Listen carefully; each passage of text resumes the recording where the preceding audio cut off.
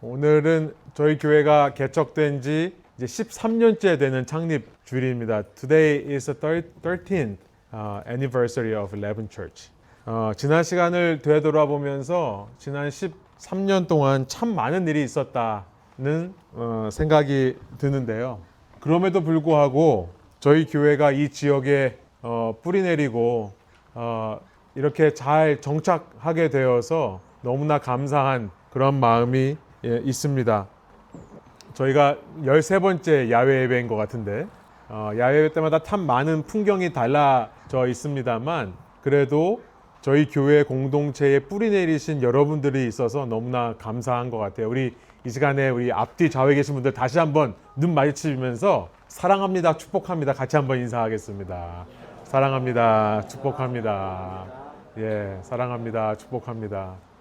제가 한국에 나가서 몇몇 교회들을 이제 방문하고요. 또 두 교회를 제가 현장을 갔었고, 그 다음에 나머지는 이제 제가 주일날 온라인으로 한 주일마다 한 10개 교회씩 이렇게 들어가 봤어요. 예, 그렇게 여러 교회들을 제가 이제 찾아가면서 드는 생각이 이런 생각이 들었습니다. 제가 레븐 교회를 섬기지 않는다면 도대체 어느 교회에서 신앙생활 할 수 있을까? 사실은 그런 마음으로 한번 들어가 봤어요. 예배를 찾아가 보고 온라인에 들어가 봤었는데 제가 내린 결론은 뭐냐면 이만한 교회, 레븐 교회 같은 교회가 없다. 아멘. 예, 아멘이에요. 정말 괜히 하는 말이 아니라 제가 여기저기 다니면서 든 생각이 뭐냐면 내가 레븐 교회를 섬기지 않는다면 과연 나는 어느 교회에서 신앙생활을 할 수 있을까 생각해 봤는데 잘 매치가 안 되는 겁니다. 물론 뭐 지가 개척했으니까 저렇게 말하지 하겠습니다만 이러다가 결국 나도 마음에 드는 교회를 찾지 못해가지고 그냥 온라인 교회만 왔다 갔다 하다가 결국에는 그냥 그렇게 편하게 집에서 예배드리며 신앙생활 하지 않을까라는 생각이 들었었습니다. 정말 깨어있는 교회, spiritually awake, 정말 깨어있는 교회가 정말 찾기 힘들다라는 생각을 했었고요. 하나님의 말씀을 바로 전하는 교회, 많은 교회의 설교를 들어보면서 저는 선동당하는 것 같은 생각이 참 많이 들었어요. 이 stirring up people's emotion, 이 감정을 이렇게 부추겨 가지고 교회 일에 헌신해라 라고 하는 메시지가 정말 거의 대부분이었습니다. 하나님의 말씀을 말씀대로 전하고 가르치는 설교가 정말 없더라고요. 저에게 레븐 교회가 있다는 사실이 너무나 감사하다는 생각이 들어서 이번 한국 여행을 통해서 다시 한번 교회에 대한 열정과 마음을 되찾은 것이 저에게 너무나 감사합니다. 여러분들에게도 그런 은혜가 있으시기를 소원합니다.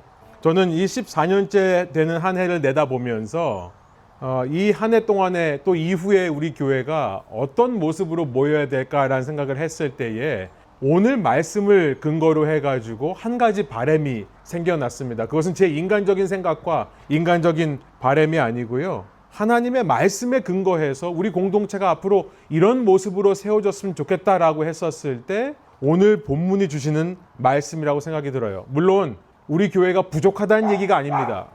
뭐가 모자라다는 얘기가 아니에요. 우리가 지금까지 잘 해오던 부분이고 또 우리가 너무나 당연하게 누려왔던 부분이기도 합니다만 앞으로 레븐 교회라고 했었을 때 우리가 이런 마음가짐으로 한 자리에 모였으면 좋겠다라는 생각이 드는 것입니다.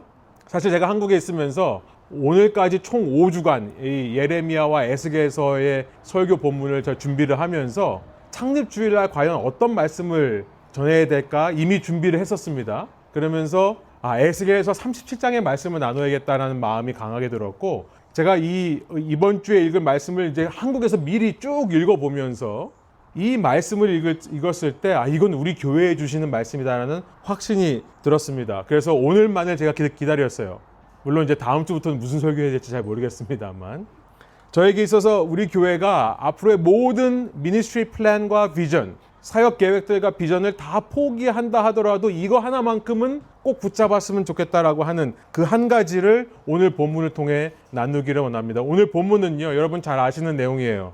우리에게 너무나 잘 알려진 에스겔의 환상이라는 겁니다. The Vision of the Valley of Dry Bones. 에스겔서 하면 우리는 에스겔서 37장을 떠올리죠. 1절에 보니까요. 에스겔은 환상 속에서 한 골짜기, 밸리를 보게 됩니다.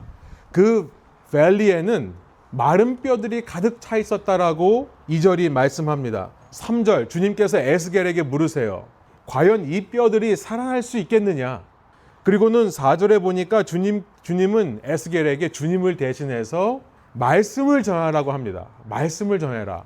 이 마른 뼈들에게 prophesy, 대언해라 라고 말씀하면서 그 내용이 어떤 말씀을 prophesy 해야 되는지 5절, 6절에 나와 있습니다. 여러분 성경 있으신 분들은 5절, 6절 한번 한 목소리로 읽어보기를 원해요. 5절, 6절입니다. 나 주 하나님이 이 뼈들에게 말한다. 내가 너희 속에 생기를 불어넣어 너희가 다시 살아나게 하겠다. 내가 너희에게 힘줄이 뻗치게 하고 또 너희에게 살을 입히고 또 너희를 살갗으로 덮고 너희 속에 생기를 불어넣어 너희가 다시 살아나게 하겠다. 그때야 비로소 너희는 내가 주인 줄 알게 될 것이다. 그래서 우리가 읽은 대로요. 에스겔은 7절에서 이 말씀 그대로 리피트합니다. 반복해요. 하나님이 말씀하라고 한 것을 그대로 대언했더니 그 골짜기에 이런 요란한 딱딱거리는 이빨이 아파서 잘 못하겠는데 요란한 딱딱딱거리는 rattling 사운드가 들리기 시작합니다. 무슨 소리예요? 뼈와 뼈들이 이어지는 소리가 달그락 난다고 상상해 보세요. 7절입니다.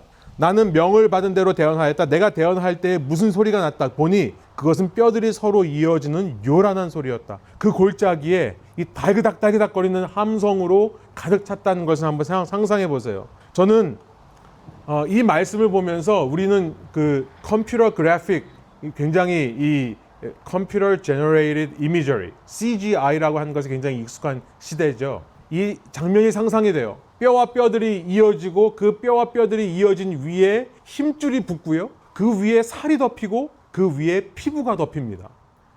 그 밸리에요. 마른 뼈들이 붙어가지고 이제 사람들이 누워 있는 게 보이는 거죠. 곳곳에 사람들이 누워 있는 겁니다. 하나님의 말씀의 능력이에요. 저는 이 장면을 보면서 하나님의 말씀이 얼마나 능력이 있는지를 새삼 깨닫습니다. 에스겔은요. 자기가 공부하고 연구하고 깨달은 무언가를 전한 게 아닙니다. 이들은 죽어 말라버린 뼈들이에요.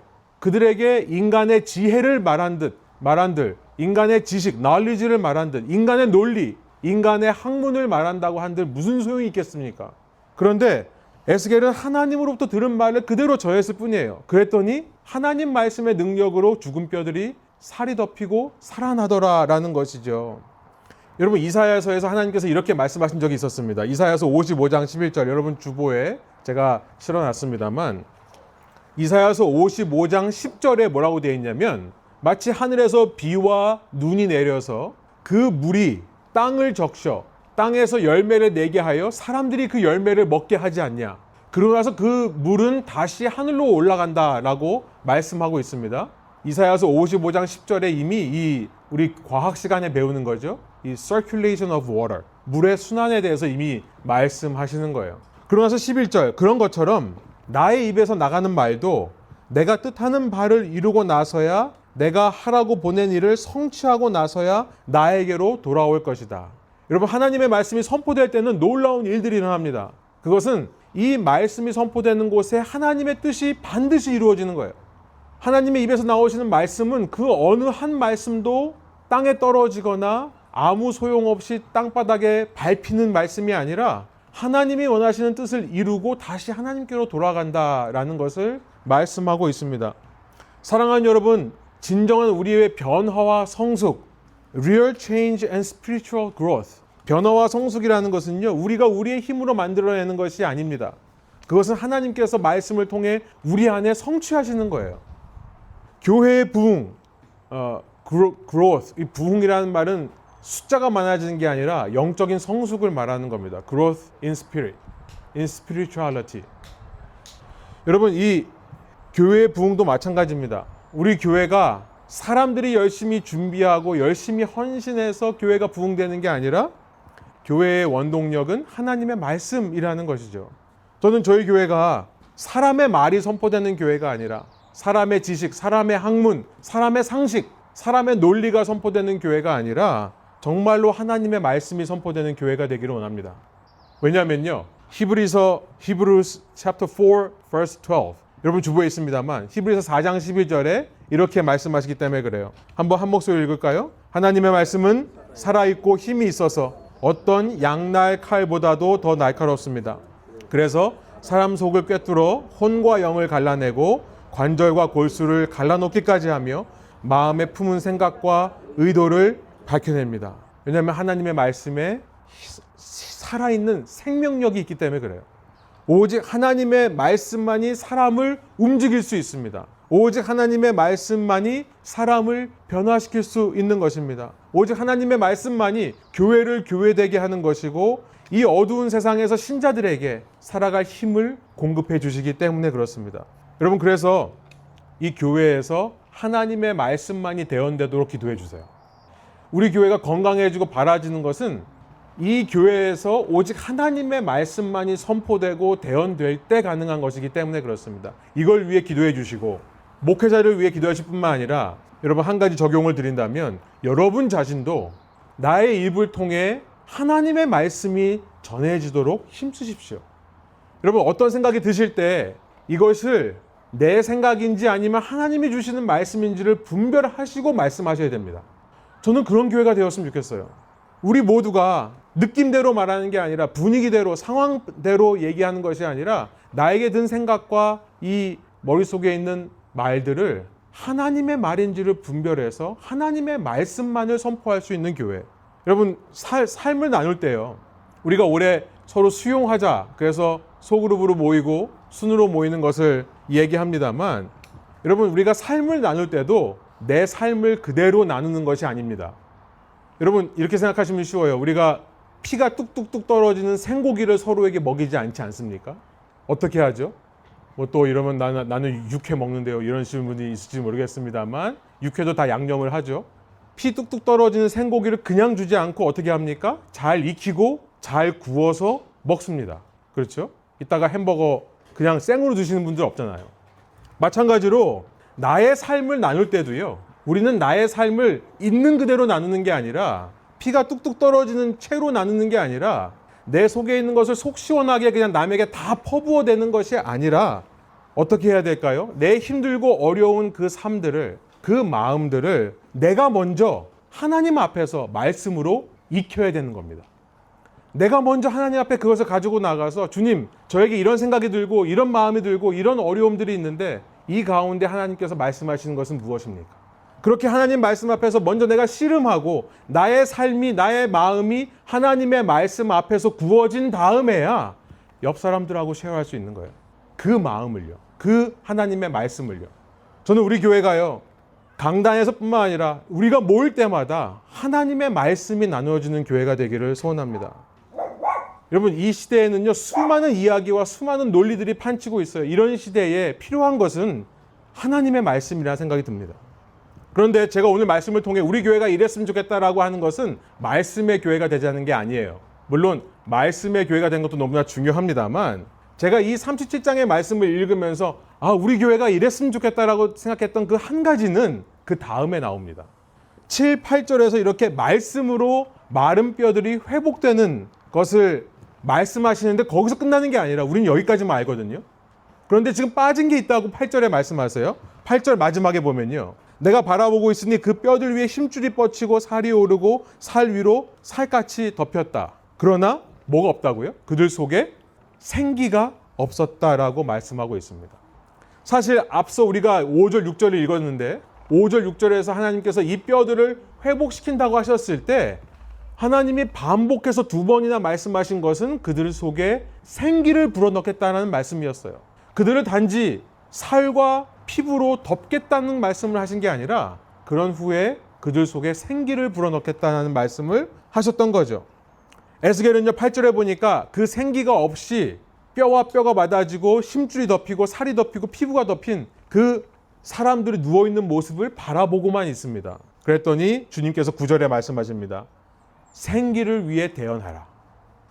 10절에 그대로 대언하죠. 우리 10절 한번 한 목소리 읽어볼까요? 그래서 내가 명을 받은 대로 대언하였더니 생기가 그들 속으로 들어갔고 그래서 그들이 곧 살아나 제 발로 일어나서 서는데 엄청나게 큰 군대였다. 이제서야 그 누워있는 몸들이 육체들이 생기가 들어가니까 이제야 일어서서 하나님의 군대가 되는 것입니다. 11절 성경 있으신 분들은 함께 한번 읽어보겠습니다. 그때 그가 내게 말씀하셨다. 사람아, 이 뼈들이 바로 이스라엘 온 족속이다. 그들이 말하기를 우리의 뼈가 말랐고 우리의 희망도 사라졌으니 우리는 망했다 한다. 주님께서는 에스겔에게 놀라운 말씀을 하세요. 이 마른 뼈들이 하나님의 백성 이스라엘 사람들이라고 말씀을 하시는 거예요. 우리가 잘 알고 있는 이 마른 뼈의 환상들은요, 하나님께 심판을 받아서 멸망한 하나님의 백성 이스라엘과 유다들의 죽은 모습인 것입니다. 그들은 자신의 죄로 인해 망했다라고 말씀하고 있죠. 11절에 죄로 인해 죽을 수밖에 없는 상황에 있는 겁니다. 하나님의 무시무시한 심판 앞에서 이들은 피할 길, 모든 희망이 사라져 버렸습니다. 그러나 주님은 죄로 인해 죽은 그들을 되살리겠다라고 하는 것을 이 환상을 통해 보여주시는 거예요. 13절이죠. 한번 한 목소리 읽어볼까요? 내 백성아, 내가 너희의 무덤을 열고 그 무덤 속에서 너희를 이끌어내 그때에야 비로소 너희는 내가 주인 줄 알 것이다. 그 골짜기의 마른 뼈들은 무덤에서 잠자는 자들을 상징하는 겁니다. 곧 죄로 인해 죽을 수밖에 없는 인류를 상징하는 거죠. 하나님의 백성을 상징하는 거죠. 그런데 하나님께서 그 무덤을 여시는 거예요. 마른 뼈의 환상은 죽은 자들의 무덤을 하나님께서 찾아가셔서 그 무덤을 열고 죽어있는 사람들을 되살리는 환상인 것입니다. 곧 예수 그리스도를 통해 가능해진 우리의 구원에 대한 말씀이에요. 예수님의 십자가와 부활로 인해 죄로 인해 죽을 수밖에 없는 자들에게 새로운 소망과 희망이 생겨나게 되는 것입니다. 그들이 다시 무덤에서 일어나 회복될 수 있는 가능성. 이 땅을 사는 모든 사람은 한 번 죽을 수밖에 없고 누구나 다 우리는 무덤에 들어갈 수밖에 없는 그런 인생들이지만 예수님 때문에 우리는 죽어도 살아나는 거죠. 그리고 그렇게 살아날 때에는 그냥 살아나는 사람들이 아니라 오늘 본문에 말씀하시는 게 뭐냐면 큰 군대가 된다라고 말씀을 하세요. 예수님께서 십자가와 부활의 사역을 마치신 후에 하늘로 올라가셔서 우리에게 동일한 것을 미리 체험하게 해주십니다. 뭐냐면 예수님이 올라가심을 통해 믿는 모든 자들에게 하나님의 생기가, 하나님의 영이 내려오는 경험입니다. 14절 한번 한 목소리 읽을까요? 내가 내 영을 너희 속에 두어서 너희가 살 수 있게 하고 너희를 너희의 땅에다가 데려다 놓겠으니 그때야 비로소 너희는 나 주가 말하고 그대로 이룬 줄을 알 것이다. 나 주의 말이다. 언젠가 우리는 영원한 하나님의 나라로 회복될 것이지만 이 땅에서도 그 영원한 하나님의 나라의 회복을 맛보게 하신 것이 바로 성령 강림 사건이에요. 우리는요, 예수님의 십자가와 부활로 단지 죽음을 면한, 죽음에서 피한 사람들만이 아닌 것입니다. 그 위에 성령 하나님께서 내려오셔서 그런 우리들을 이 땅에서부터 군대로 삼으시는 거예요. 여기까지가 예수님의 구원 사역이라는 것이죠. 단지 우리끼리 모여서 좋은 공동체를 만드는 게 목적이 아니라 우리 각자가 먼저 성령의 충만한 임재로 군사가 되고 군사가 된 사람들이 함께 모여서 만드는 군대가 되는 겁니다. 이게 참된 교회의 모습이라는 거예요. 제가 소망하는 것이 그겁니다. 그래서 군사들이 모일 때마다 여러분 군사가 모여있는 곳에 들어가면 어떤 마음과 생각이 들까요? 군대들이 모여있는 곳에 나도 들어가면 어떤 영향을 받을까요? 저희가 모여서 한 자리에 모일 때마다 하나님의 군대가 모여있고 그래서 누구든지 이 자리에 들어오는 사람에게 성령의 충만한 영향력이 흘러가기를 소원합니다. 성령 충만한 교회. 이것이 제가 꿈꾸는 우리 교회의 모습이고요. 이것이 하나님께서 오늘 말씀을 통해 우리에게 주시는 하나님이 꿈꾸시는 교회의 모습이라는 생각이 드는 것입니다. 여러분 성령의 충만이란 뭔가 이상한 일이 일어나는 것이 아니에요. 막 픽픽 쓰러지고 넘어지고 뭐 방언하고 예언하고 이런 것을 말하는 것이 아닙니다. 뜨거워지고 열정적으로 하는 것을 말하는 것이 아닙니다. 성령의 충만이란 성령의 지배를 받는 것을 의미해요.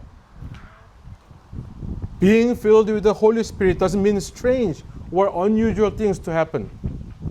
It means coming under the Holy Spirit's control.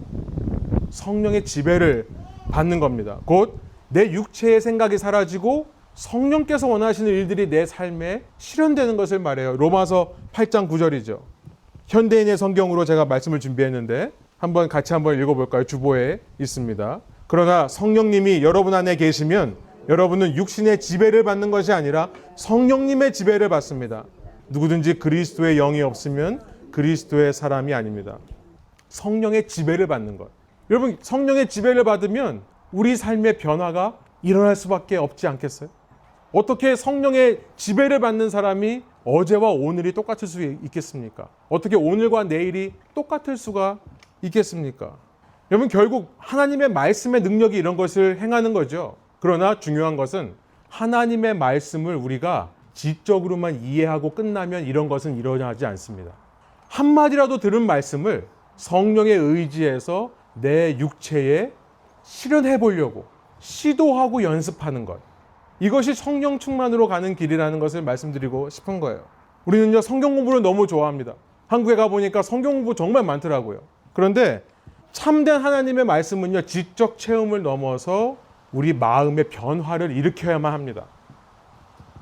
얼마 전에 제가 말씀드렸습니다만 우리는요, 성령께서 이미 우리의 마음을 바꿔주신 것들이 있어요. 가만 생각해 보면 살아계신 하나님을 우리가 아버지라고 말한다는 자체가 뭔가가 변한 겁니다. 이게 가능한 일인가요? 여러분, 성령께서 이미 우리의 마음을 바꿔주신 게 있어요.